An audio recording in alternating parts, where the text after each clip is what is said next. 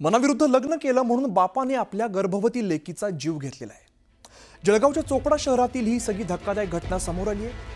शनिवारी रात्री आंबेडकर नगरमध्ये किरण मांगले या व्यक्तीने आपल्या मुलीच्या प्रेमविवाहाचा राग मनात बाळगून जावई अविनाश वाघ यांच्या बहिणीच्या लग्नस्थळी भेट देत बेछूट गोळीबार केलाय। या गोळीबारात अवघ्या काही क्षणात गर्भवती मुलीचा जागीच मृत्यू झाला आणि आनंदाने सजलेला लग्न मंडप एका क्षणात शोकसागरामध्ये बुडालेला आहे।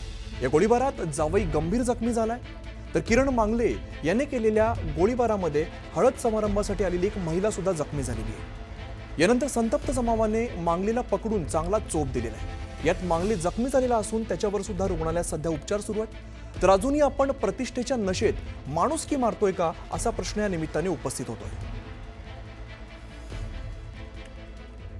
नेमकं काय घडलंय आपण बघूया।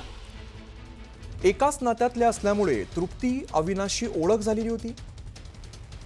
अविनाशची ओळख ही वैद्यकीय शिक्षणासाठी तृप्ती पुण्याला गेली आणि पुण्यामध्ये अविनाश सोबत प्रेमसंबंध जोडले।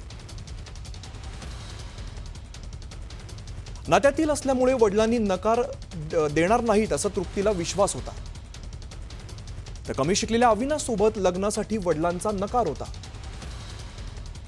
वर्षभरापूर्वी अविनाश आणि तृप्तीचा पुण्यामध्ये प्रेमविवाह संपन्न झाला। नातेवाईकांच्या घरी लग्नासाठी अविनाश आणि तृप्ती चोपड्याला आलेले होते।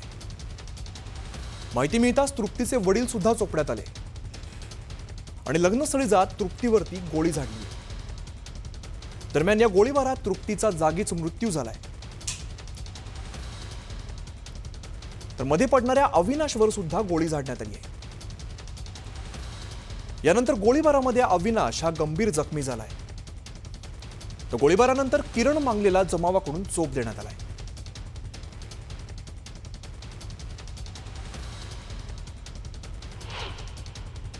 की बहुत ती मुलगी त्यांची मुलगी होती। तिने काही दिवसापूर्वी काही एका म्हणजे आईवडिलांना विचारता तिने काही लग्न केलेलं होतं।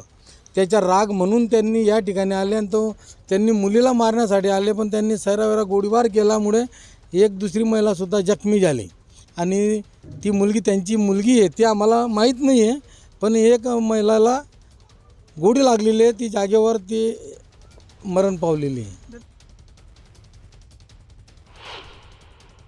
महिन्यात गेली होती तिला पहिल्या बाळाला, त्यावेळेस तिला शिजर करून बाळ मारून टाकलं होतं। आमचं बाळ खाली करून टाकलं।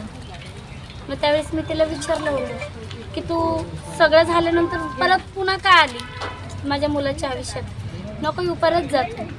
पण ती म्हणाली की नाही, मी तुमच्या मुलाशिवाय जगूच शकणार नाही।